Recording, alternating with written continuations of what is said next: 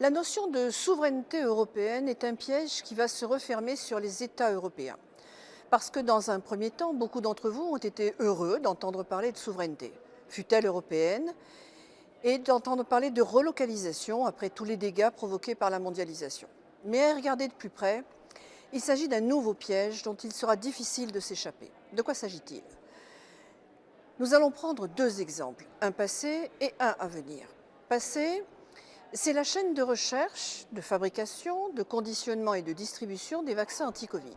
Au plus fort de la crise, 5 laboratoires ont vu leur chaîne de valeur se développer sur 55 sites disséminés dans une vingtaine d'États européens.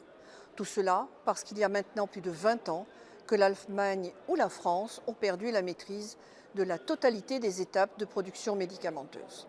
Exemple à venir, celui des semi-conducteurs. Le projet du commissaire Thierry Breton est là encore d'éclater la chaîne de production.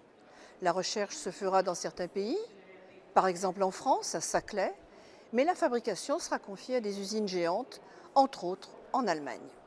Cette prédétermination peut sembler efficace à certains, mais va très vite se révéler discriminante.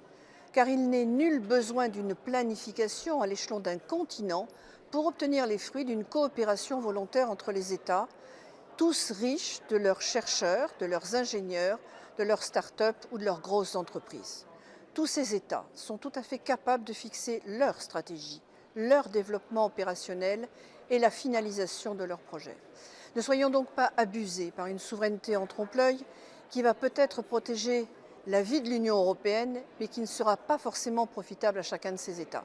Il est donc, autant que faire se peut, nécessaire d'associer coopération internationale et grande politique nationale d'investissement, comme nous avons si brillamment su le faire avec des projets comme Ariane ou Airbus.